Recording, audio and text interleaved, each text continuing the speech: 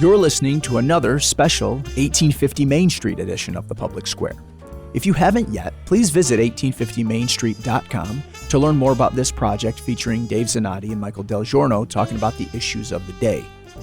Now, this first of a two-part special features Dr. James Carafano joining them to talk about what's happening in Israel.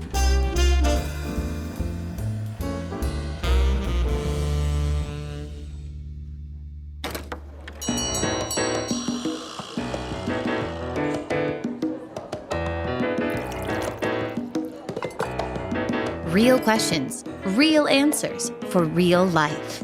Come on in and pull up a chair.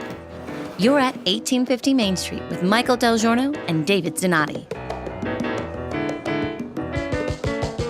Today we're talking about Israel with Dr. James Carafano. Lieutenant Colonel Carafano served 25 years in the U.S. military, has taught at the U.S. Naval War College and West Point, and is a vice president at the Heritage Foundation.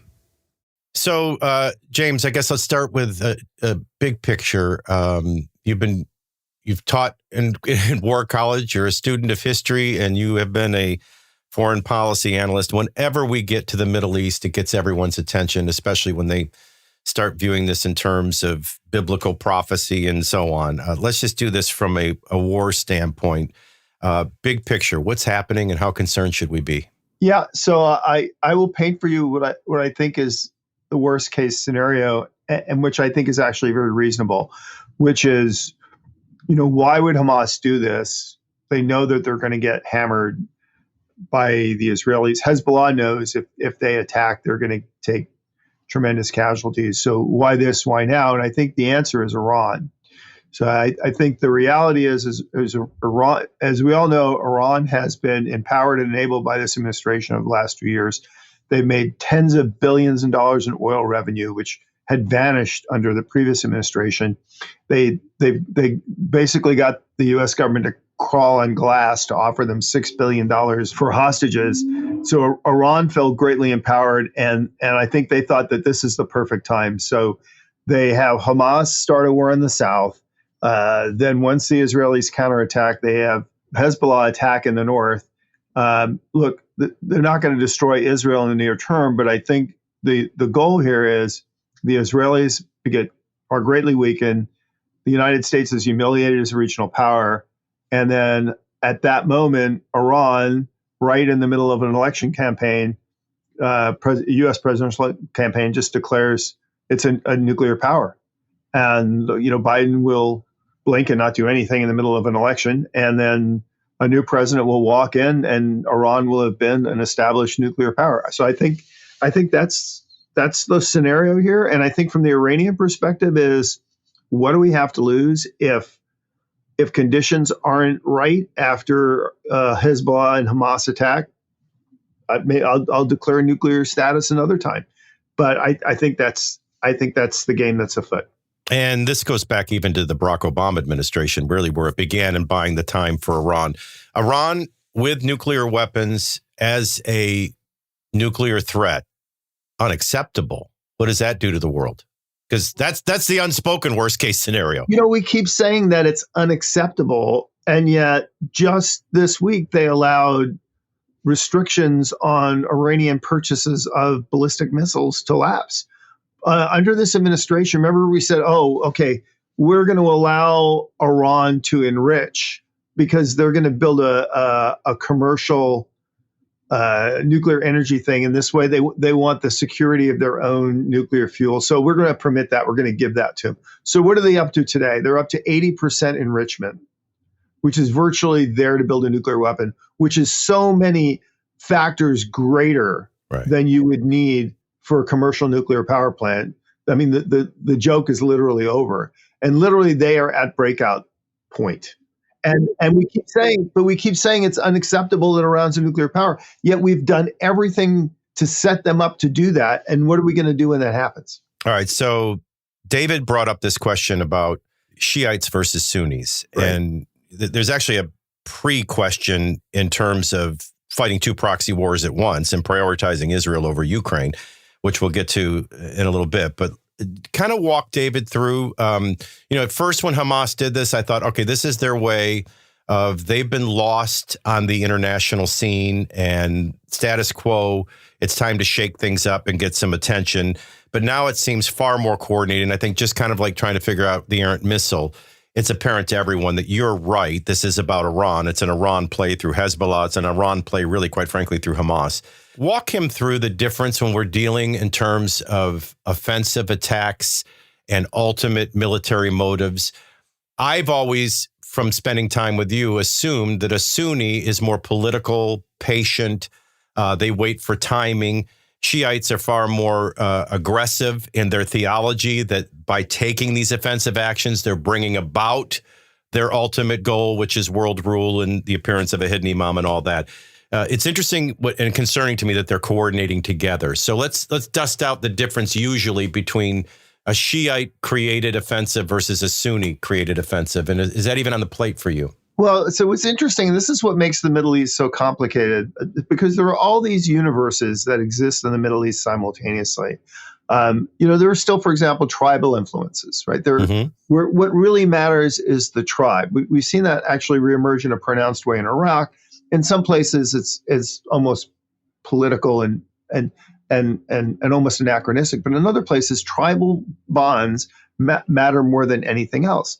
There is the Sunni Shia divide, right? And this has started as a religious divide between two branches of the Islam religion, but it became rooted as a geopolitical divide, but because the one branch was kind of situated in the Persian Empire, and the other branch was in the Arab states in the south. So it's both a political and a religious and a cultural divide. Then there are nation states, right? Then there are also great powers at play, and it's just not the United States presence. I mean, Russia's tried to be resurgent in the region. China's trying to gain influence in the region, and then there's this ideological divide that's always existed in the Middle East between essentially modernity, right? The idea of let's become a normal country like everybody else, right? And the idea of traditional Arab culture, which rejects commercialism and all Western values and everything else. All these things are bubbling simultaneously, and they have different influences at different times.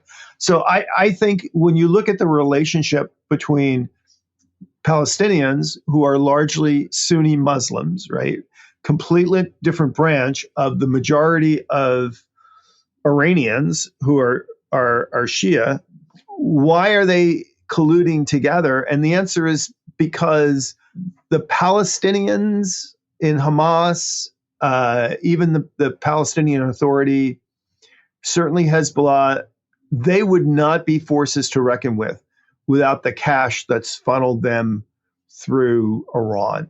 And the one reason why they have become less demonstrative in recent years was because under the previous administration, they so cracked down on Iranian sources of revenue that Iran did not really have the money to spare.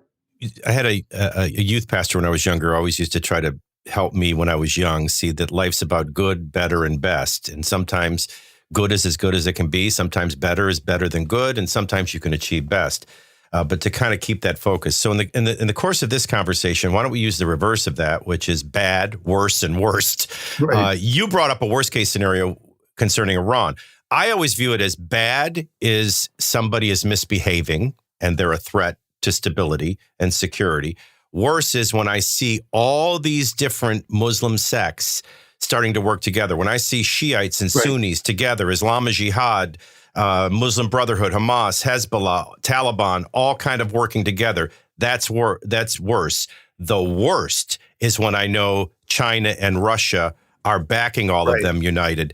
That, as you know, is a checkmate play. What are you seeing? Because I'm getting concerned now that I'm seeing Hezbollah coordinating and working to the north as Hamas is working from the Palestinian territory. I'm starting to see them all unite. That's not good. So, when you to bring in kind of the great power competition, what is the trick question? What is the one thing that Iran and Russia and China all have in common? And that is that they see the achievement of their goals and their power and security in a diminished United States. So they all have their own interests. In some places, their interests actually conflict. But what they all share in common is they all want to see America weakened and withdrawn. You taught war college. You taught history. How's that any different than the enemy of my enemy is my friend? Well, yeah. Well, but sometimes they kind of are friends too. But Russia, in particular in this campaign, it's very obvious because what's interesting is the Russians and the Chinese have traditionally, in the past few decades, tried to make nice with Israel. Now, remember, in the Soviet Union, in the days of the Soviet Union, the Soviets made a strategic decision, since the United States had become an ally of Israel, that they would essentially align with the Arab states and destroy Israel. And that was the way to get the U.S. out of the region. And so we had this situation where you had the Arab nations aligning with the Soviets for a large part. The Egyptians did it. And then, of course, that didn't really work. The Russians never effectively, after the 70s, the Reagan era, never effectively competed with us in the Middle East. And then they actually made nice with the Israelis. That was a way of competing with the United States. But we'll make nice with the Israelis too. Now they have completely thrown the Israelis overboard for Hamas. Why is that? And the answer is very simple. They want to distract attention and effort from Ukraine. And so they're hoping that the war in the Middle East weakens support and attention to dealing with Ukraine. And it's interesting.